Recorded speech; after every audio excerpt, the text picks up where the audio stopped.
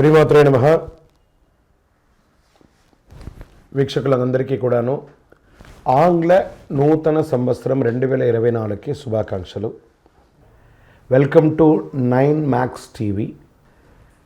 2024 జనవరి నుండి డిసెంబర్ వరకు ఉన్నటువంటి రాశి ఫలితాన్ని మనం ఇప్పుడు తెలుసుకోబోతున్నాము. జ్యోతిష్ శాస్త్రం అనేది ఒక గణితపూరితమైనటువంటి ఒక శాస్త్రం.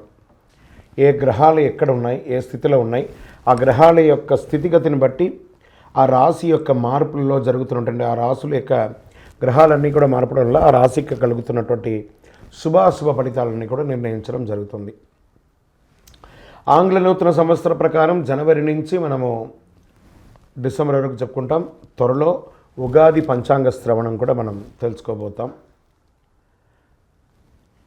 ఈ సంవత్సరం ఏ రాశి వారికి బాగా ఉంది, ఏ రాశి వారికి ఎలా ఇబ్బందిగా ఏమైనా ఉన్నాయా అవన్నీ తెలుసుకోవడం కంటే కూడా నా రాశి ఈసారి చాలా బాగుంటుంది అని చెప్పి నూతన సంవత్సరం రోజు ఒక సంకల్పం తీసుకోండి. గోచార గ్రహస్థితులను దృష్టిలో పెట్టుకొని చెప్పడం జరుగుతుందండి. ఇది మీ యొక్క వ్యక్తిగత జాతకానికి సుమారుగా ఒక 30 నుంచి 40% మాత్రమే నేను చెప్పేది మీకు వర్తిస్తుంది. బాగా గుర్తించాలి. జాతకం, జ్యోతిష్యం పడుతున్న వర్షానికి ఒక గొడుగే కానీ జాతకం జీవితం కాదు. మీరు ఏదైతే వృత్తి చేస్తారో, మీరు ఏదైతే మీ జీవితంలో ముందుకు తీసుకొని వెళ్తారో అదే మిమ్మల్ని కాపాడుతుంది, కానీ జ్యోతిష్యం కాపాడదు. బాగా గుర్తుపెట్టుకోండి. జ్యోతిష్యం ఒక రిఫ్రెష్ బటన్ లాగా మాత్రమే. కంప్యూటర్లో రైట్ క్లిక్ చేస్తే ఎలా రిఫ్రెష్ ఉంటుందో అలా రిఫ్రెష్ చేయడానికి కోసం మాత్రం ఉన్న ఒక చిన్న పరిక్రమ మాత్రమే ఇది. అందుకని జ్యోతిష్యం జీవితం కాదు. మళ్ళీ ప్రతి ఒక్కళ్ళు కూడాను మీ యొక్క సంపూర్ణ జాతకం తెలుసుకోవడానికి కోసం మీ పరిసర ప్రాంతాల్లో ఉన్నటువంటి సద్గురువుల్ని సంప్రదించండి, జ్యోతిషాస్త్ర నిపుణుల్ని సంప్రదించండి.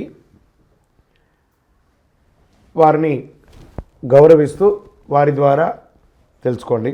లేదా మా ఛానల్ ద్వారా మీరు తెలుసుకోవాలి అని అనుకుంటే ఈ కింద ఉన్నటువంటి మా నంబర్కి వాట్సప్ మాత్రమే చేయాలి. బాగా చెప్తున్నాను, కాల్ చేస్తే లేపమండి. వాట్సప్ మాత్రమే చేయాలి. వాట్సప్ చేసిన తర్వాత మేము రిప్లై ఇచ్చిన తర్వాత అప్పుడు కాల్ చేయొచ్చండి. మేము రిప్లై ఇవ్వకుండా మీరు కాల్ చేస్తే కాల్ లేపబడదు. మళ్ళీ చెప్తున్నాను, 20 సంవత్సరాల లోపు 21 సంవత్సరాల లోపు ఉన్నవాళ్ళు ఖచ్చితంగా విద్యార్థులు అడగకూడదు. విద్యార్థులు చదువుకొని పైకి రావాలి అంతే. విద్యార్థులు 21 సంవత్సరాల లోపు ఎవరు అడిగినా ఖచ్చితంగా వాళ్ళకి జాతకం చెప్పబడదు. మరియు ఇల్లీగల్ అఫైర్స్, ఆర్థిక సమస్యల గురించి అడిగితే ఖచ్చితంగా చెప్పబడదు. మీరు అప్పులో లేకపోతే ఇంకోటి ఇబ్బందులో పడితే వ్యాపారమో ఉద్యోగం చేసి తీర్చుకోండి, కానీ జాతకం తెలుసుకోవడం వల్ల తీరుతుంది మాత్రం అనుకోవద్దు. ఇల్లీగల్ అఫైర్స్ ఖచ్చితంగా చెప్పనండి. బాగా గుర్తుపెట్టుకొని చెప్పడం జరగదు. తర్వాత పెద్దవాళ్ళైనటువంటి 60 సంవత్సరాల పైచిలకు వాళ్ళు, మీరు 60 తెలుగు సంవత్సరాలని పూర్తి చేస్తుంటారు కాబట్టి మీరు పెద్దవాళ్ళు, మీకు అన్ని రకాలుగా అన్ని జీవితంలో అన్నీ అనుభవించుంటారు కాబట్టి మీరు తెలుసుకోవాల్సిన అవసరం లేదు. దీన్ని సహృదయంతో స్వీకరించగలరు. శరణమయ్యప్ప.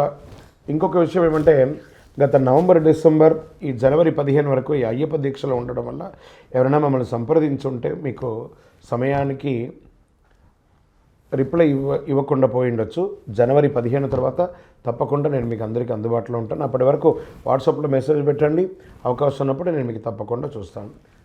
ఇప్పుడు ఈ ఆంగ్ల నూతన సంవత్సరం 12 రాశులకి ఎలా ఉంది? సద్గురు జ్యోతిషాలయం జ్యోతిషాస్త్రరీత్యా 12 రాశుల్లో 6వ రాశి అయినటువంటి కన్యా రాశి మిత్రులారా, మీరు ఉత్తరా నక్షత్రం 2, 3, 4 పాదాలు, హస్తా నక్షత్రం 1, 2, 3, 4 పాదములు, చిత్తా నక్షత్రం 1, 2 పాదాలకు జన్మించిన మీరు కన్యా రాశి వారిగా పరిగణించబడుతున్నారు. ఈ సంవత్సరం కేతు సంచారం జరుగుతుంది. శారీరక శ్రమ ఎక్కువ ఉంటుంది, మానసిక ఒత్తిడి కొంచెం ఎక్కువ ఉంటుంది ప్రారంభంలో. ఇవన్నీ కూడా ఉగాది వరకే అండి. ఉగాది తర్వాత కాదు, తర్వాత బాగుంటుంది. ఏదో తెలియని ఒక వైరాగ్యంలో మీరే ఉంటారు. ఏదైనా క్రియేటివ్గా చేయాలనుకునే వారికి ఇది అనుకూలంగా ఉంటుంది.